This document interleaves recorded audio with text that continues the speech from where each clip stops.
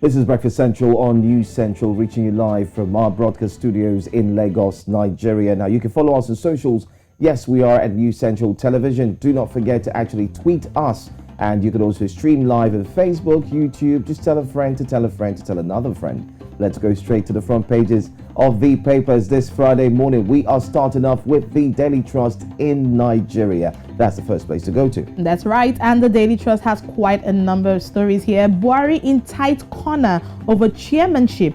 Zoning, it says. Governors, others await president's return from Brussels tomorrow. I'm in the race. You can hear that from Senator Abdullahi Adamu himself. That's on page 5 from the Daily Trust this morning. Now you can see this picture. Yes, you can see the president of the European Commission. You can also see our very own president of Nigeria and the president of the European Council, as well as the president of France. They're all having serious talks for world peace. But there's more details in the paper this morning. Nigeria's GDP records 3.4% growth, highest since 2014. Good news.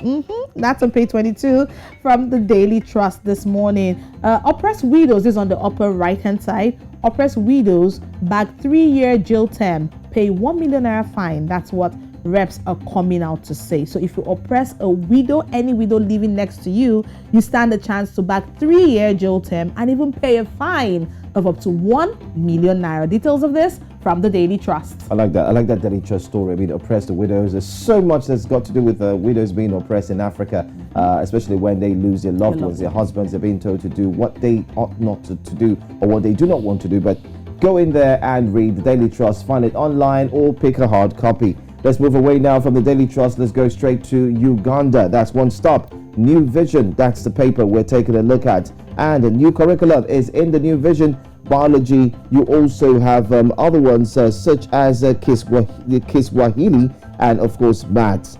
Go check it out if you think you need to actually, wake your brains up a bit and get a bit educational, if I have to put it that way. Yes, go pick up the New Vision. But let's take a look at some of the major stories. Experts analyze how government can pull off economic recovery, page 3. And that leads to the major headlines there. Government plans massive boost for economy. That's exactly what the government plans. And that's a story that you have there. In the front page as well, you can see pictures. What do they stand for? Well, it's about a grant agreement. Lukami Kariuki, the World Bank country manager for Uganda, who's on the left. And you also have Matia, the Minister of Finance, not forget to do Planning and Economy Development, exchanging signed copies of a grant agreement as Jane Ruth Aseng, the Minister of Health, looks on. So it's about, there's a tandem, there's a working relationship ongoing, there's an agreement that's been signed.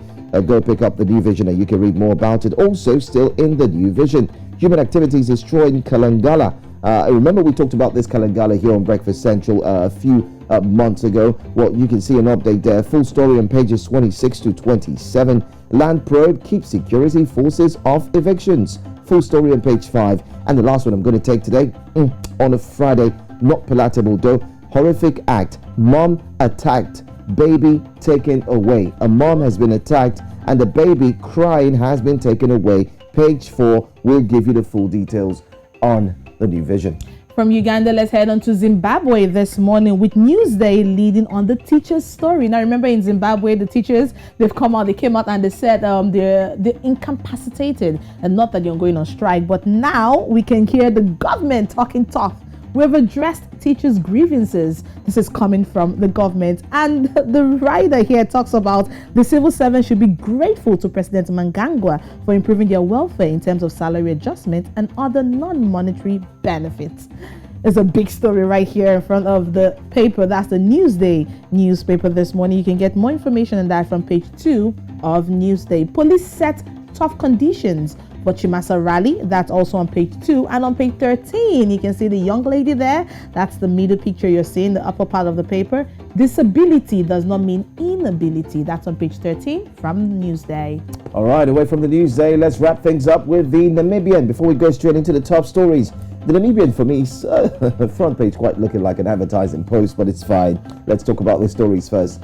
Churches gang up on Ndietunga. Christian freedom fighters formed as cops continue to target pastors. So there's this story going on in Namibia where pastors are now the target, especially for security operatives. Reasons? Well, best known, you could check it out. Inside, you find the stories there. And you can see pictures, of course, of security operatives engaging in one thing or the other. But it's got to do with another story this time. Hurricane Christina. Chief Inspector, I beg your pardon, Christina, who actually is in the news, pounced on the premises of the Gospel Salvation Ministry at Oshikango on Tuesday. And the questions are, her name is Hurricane Christina because you find out a lot about her when you read. She is tough. And why they're going after the churches? Well, that's a different kind of story, a different kettle, or you could say a different bowl. Well, let's move on to another one. One more story. I'm going to take 300 scramble for 3 teaching posts. That's another story you'd find out when you read the Namibian. So that's all. That's all that we have for you on the papers this Friday morning.